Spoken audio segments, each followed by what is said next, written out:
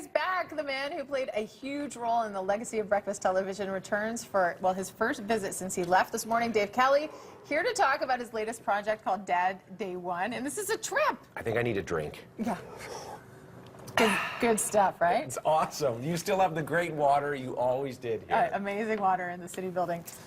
Welcome back. This is really cool. And what is cool, I don't know if you remember this, but this brings us full circle. Not just because I've been a host, you've been the host, but I was a guest on this show in May of 2007, back when I was allowed to show my tattoo. And I was promoting my solo album. Are you leaning in a bit right there? A little bit? Yeah, maybe you were low talking or something. Yeah, I think so. And look at what's with the tie. You look good. It's quite a mop.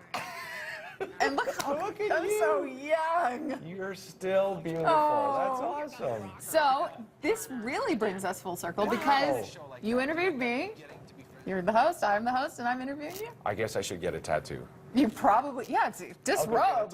You can wear whatever you want. Can I show you? I got one. No, I'm just kidding. Thank you, Chris Kattan. Let's talk about your show, because this is why you're here to talk about Dad Day 1. This is a full hour talking about, what, the first 12 hours after your first child was born? And it was quite a... Well, I learned two things. One is how clueless I was. I had no, like, I had to build a crib. How do you build a crib? How do you be a dad? Well, I had no sense of any of that. And then what hit me so hard while I was doing this is my mom and dad also were clueless. It's easy to criticize your parents, but then you realize they were winging it. So there's a lot of me sort of talking about, there's pictures of like my mom's family. So there's me talking a little bit about, okay, what was it like to have a kid and to be that whole shock, but then what was it like to realize my parents were winging it? And that's a profound realization, I think, because, you know, I know for myself, and I think a lot of people go through that stage where you blame your parents for a lot, and then whatever the catalyst is, whether it's a child or just age, you realize your parents are people. Yeah. And that forgiveness goes two ways, and understanding goes two ways, and being a decent person goes two ways. It's just easier to be the kid and criticize all the time, isn't it? And then all of a sudden there you are, and you have this little tiny being, and you need to look after him in your case. Yeah.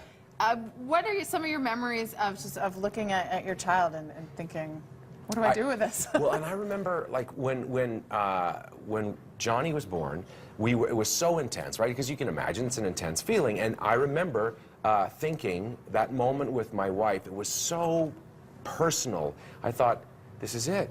We will never disagree about anything ever again.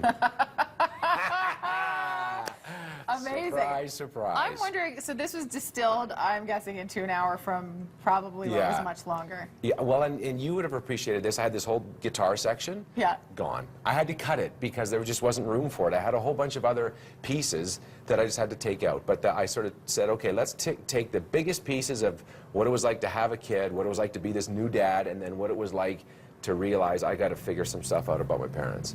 Now we have pictures of your children. Now you have two. So who's that? This Tess. That's she likes her pears. You know why she likes pears? Because they're soft enough that she just eats the whole thing. She'll just hand me the stick at the end. So how old is she? She's 1. She's 1. Okay, and then this is number 1. I don't want to brag. That's Superman, as you can see. And I really should have taken this picture wider. Just off to the left was a fan because he wanted to see his cape flying. So he stood up on the ottoman. I set up the fan so that his cape would flutter and he could feel like Superman. So what about the first 12 hours after Tess was born?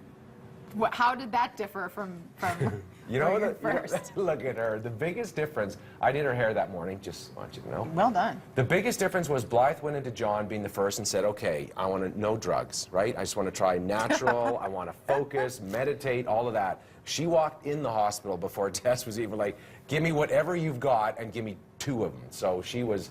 That's John just before one of his gigs. No big whoop, you know. He's a rock star already. Now, you've gotten some incredible reviews. Our friend Louis B. Hobson said your show is nothing short of astonishing. Isn't that nice of him to say that? It's pretty high praise. And I've heard nothing but good things.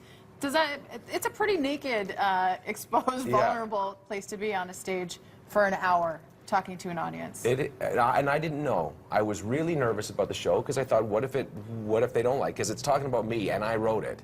So it's all either they were going to like it or not. So it was very nerve-wracking, and people seem to be liking it. So I'm glad. And this is, I mean, first of all, I have to say, did it take? Well, obviously, it took having your first child. Would you have been able to work this job and write that show? A BT job? Because you did some acting while you were here. I did. I don't know if I could have written like that. That's a lot of work to do, but I mean, BT was so fun. It was a great time, and it's still awesome to watch you guys now. So who knows what could have or would have. What it was great. Well, you're doing all kinds of great stuff, including this. I can't wait to see it. You can check it out too. Dad Day 1 at Lunchbox Theatre every lunch hour except for Sundays. There are also 2 evening shows, Fridays at 6, Saturdays at 7:30. It runs until April 19th. And there's a special performance April 7th for parents and tots, but probably not. Okay, explain. I got to explain this because what it is, it's the first 12 hours. So we thought, you know what it's like when you're a new mom. You're exhausted, you're up all... I thought, what if the new moms got to come and sit in the theater, we leave the lights on a little bit, there's a little change table, and they could breastfeed and hang out and watch a show. But what people are thinking is, oh, great, I'll take my 2-year-old and let him run bananas. But if you do that, it'll be a circus. So it's got to be kids that'll sit in your lap and breastfeed. So parents and babies, as long as you stick... Bring in a 4-year-old, oh, he breastfeeds. Yes. Don't you worry about that. Just stick something in their mouths.